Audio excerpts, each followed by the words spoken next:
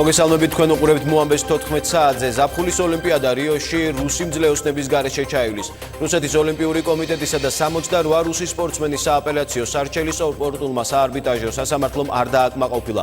რუსეთის ნაკრების დისკვალიფიკაციის მიზეზი მსოფლიო ანტისადოპინგო ასოციაციის დასკვნა გახდა, რომლის მიხედვით სოჭის ზამთრის ოლიმპიადის დროს რუსეთის სპორტის სამინისტრო, უსაფრთხოების ფედერალური სამსახური და მოსკოვის ლაბორატორია შეთანხმებულად ახდენენ რუსი სპორტსმენების დოპინგ სინჯების გაყალბებას. ეს მეთოდი რუსეთის სახელმწიფო ორგანოებმა 2010 წლის ოლიმპიური თამაშების შემდეგ შეიმუშავეს. ოლიმპიადა რიო-დე-ჟანეიროში 5 აგვისტოს იწყება.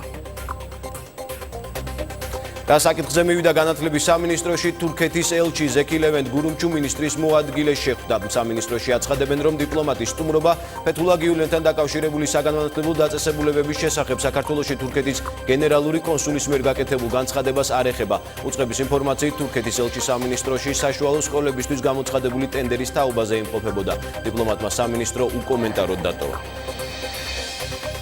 თურქეთში სამი თვით საგანგებო მდგომარეობაა გამოცხადებული. ოფიციალურად დასახელებული მიზეზი არ შემდგარ სამხედრო გადატრიალებასთან დაკავშირებული საფრთხეების განეიტრალებაა. პრეზიდენტ ერდოღანმა გადაწყვეტილება მთავრობის ხდომის შემდეგ მიიღო. საგანგებო მდგომარეობის პირობებში თურქეთის ხელისუფლებას გარკვეული საკანონმდებლო ცვლილებების გატარება პარლამენტის გვერდისავლით შეუძლია. ქვეყანაში ფეთულა გიულენის მხარდაჭერთა მასობრივი დაკავებები და სამსახურიდან დათხოვნები კი გრძელდება. დაკავებული 6300-ზე მეტი სამხედრო სამსახურიდან დათხოვნილია 10000-მდე სამართალდამცველი განათლების სისტემიდან 43000-ზე მეტი თანამშრომელი. რეჯეპ ტაიპ ერდოღანმა ტელეკომპანია ალ-ჯაზირასთვის მიცემულ ინტერვიუში სიკვდილით დასჯის აღდგენაზე კიდევ ერთხელ ისაუბრა. ის მზად არის პარლამენტის გადაწყვეტილების შემთხვევაში სასჯელის უმაღლესი ზომის ცვლილებას ხელი მოაწეროს. ჟურნალისტის კითხვაზე თუ რა დამოკიდებულება ექნება ამ ცვლილებაზე ევროკავშირს, ერდოღანი აცხადებს, რომ ევროკავშირი მთელი სამყარო არ არის და არსებულ ვითარებაში ევროპელებს არ აქვთ კრიტიკის უფლება. დღესვე ცნობილი ხდება, რომ სტამბულის მერი მზად არის გამოყოს ტერიტორია, სადაც მოღალატეთა სასაფლაო განთავსდება. ინტერპოლის საერთაშორისო ძებნელთა წითელი ცირკულარიდან იგორ გიორგაძის მოხსნის თაობაზე განმარტებებს აკეთებს მისი ადვოკატი გაგი მოსიაშვილის ინფორმაციით გადაწყვეტილება ინტერპოლმა გიორგაძის საქმეში არსებული პოლიტიკური მოტივის გამო მიიღო. საერთაშორისო საპოლიციო ორგანიზაციის მესამე მუხლის მიხედვით დაუშვებელია რესურსის გამოყენება პირის მიმართ, რომელიც პოლიტიკური მოტივით იძებნება. ადვოკატი მთავარ პროკურატურასაც პასუხობს და ამბობს, რომ იგორ გიორგაძისთვის პოლიტდევნილი სტატუსის მინიჭებაზე გავრცელებული ინფორმაცია სიმართლეს არ შეესაბამება. წითელი ცირკულარიდან მოხსნის შესახებ ინტერპოლს იგორ გიორგაძის ოჯახმა 3 თვის წინ მიმართა. საქართველოს შინაგან საქმეთა ყოფილი მინისტრი საერთაშორისო ძებნაში 1995 წლიდან იყო. გამოძიება მას გახმაურებულ საქმეებთან კავშირს ედავება, მათ შორის პრეზიდენტ ედუარდ შევარდნაძის წინააღმდეგ ტერაქტის ორგანიზება და ეროვნულ-დემოკრატიული პარტიის ლიდერის გია ჭანტურიას მკვლელობის ორგანიზება. იგორ გიორგაძისთვის დაყენებულ ბრალდებებს საქალაქო სასამართლო განიხილავს.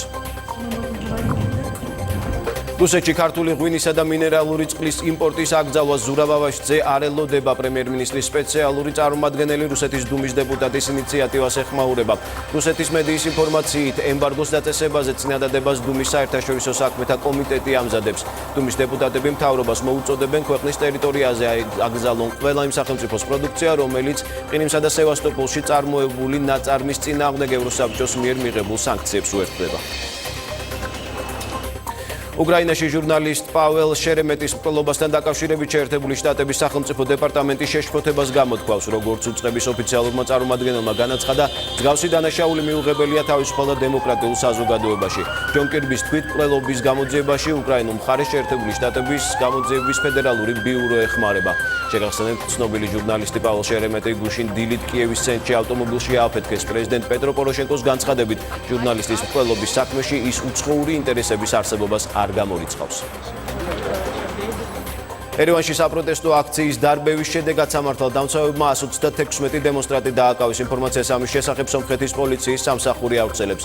არეულობა ერევნის გარეუბნაში მდებარე ერევნის რაიონში, სადაც ამ დრომდე შეიარაღებული ჯგუფი პოლიციის განყოფილების შენობაშია გამაგრებული და წევრები ყავს აყვანილი. გუშინ საღამო საათებში დაიძაბა. შენობასთან ამ ჯგუფის მხარდამჭერები მივიდნენ, რომლებიც სომეხი ოპოზიციონერის გათავისუფლებას ითხოვდნენ. აქტივისტებმა სამართალდამცავებს ქვები დაუშინეს. პასუხოდ პოლიციამ წრომსადენი გაზი გამოიყანა. არეულობის დროს 51 ადამიანი დაშავდა, აქედან 25 პოლიციელია.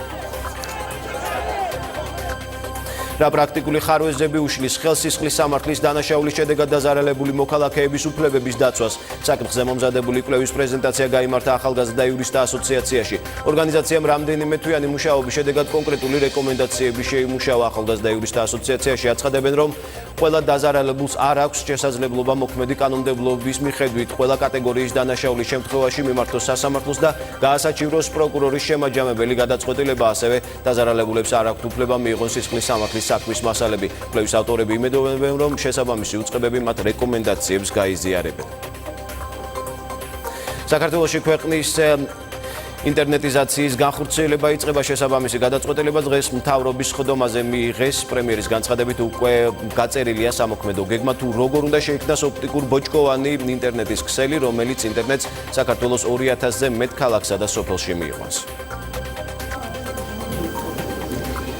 სანდრო გირგვლიანის საქმეზე ბრალდებულ დავით ჩხიტუნიძის მიმართ სასამართლო აღკვეთი ღონისძიების სახით პატიმრობა მიზანშეწონილად ცნო. მოსამართლის განცხადებით საქმეში არსებითი ახალი გარემოება არ გამოკვეთილა და გადაწყვეტილება ძალაში რჩება.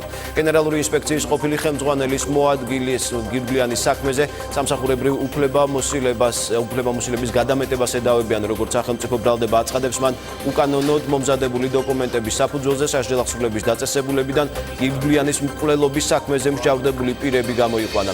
დავით ჩხიტუნიძე ძებნაშია. თბილისის საკრებულოს ადამიანის უფლებათა კომისიამ 13 ივნისის სტიქიის შედეგად დაზარალებული 5 ოჯახის საკითხზე იმსჯელა. ამ ოჯახებს სტიქიის შედეგად მიყენებული ზარალი ამ დრომდე არ აქვთ ანაზღაურებული. მათი საკუთრება ოფიციალურად არ იყო რეგისტრირებული. საკრებულოს არასამთავრობო ორგანიზაცია 13-14 ივნისთან დაკავშირებულ ბრძანებაში ცვლილებების შეტანას თხოვს.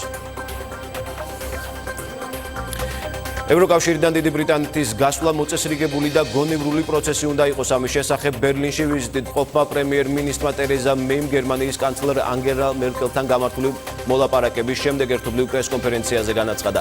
მისი თქმით, ბრიტანეთის მიზანია ახლო ეკონომიკური ურთიერთობების შეინარჩუნოს გაერთიანებასთან. ანგელა მერკელი დიდი ბრიტანეთის მთავრობას ურჩევს დროულად განსაზღვროს ვადები გამოყოფის პროცესის დასაწყებად, რადგან აუცილებელია მოლაპარაკების გრაფიკის შემუშავება, მას შემდეგ რაც დიდი ბრიტანეთი ლისაბონის შეთანხმების 51 მუხლის გამოყენებას ოფიციალურად მოითხოვს. 2017 წლის მეორე ნახევარში ევროკავშირის თავმჯდომარე ქვეყანა დიდი ბრიტანეთის ნაცვლად ესტონეთი გახდება. აღნიშნულზე ევროკავშირის წევრი ქვეყნების წარმომადგენლები გუშინ ბრიუსელში გამართულ შეხვედრაზე შეთანხმდნენ. მანამდე დიდი ბრიტანეთის პრემიერ-მინისტრმა ტერეზა მეიმ განაცხადა, რომ ევროკავშირიდან გასვლის თაობაზე დაგეგმილი მოლაპარაკებების გამო დიდი ბრიტანეთი ევროკავშირის თავმჯდომარეობაზე უარს ამბობს. მომენტ 14 საათზე ამით დასრულებულია. პირდაპირ ეთერში ზუსტად 16-ზე დავბრუნდებით. დიდი მადლობა, რომ გიყურებთ. დარჩით პირველ არხზე.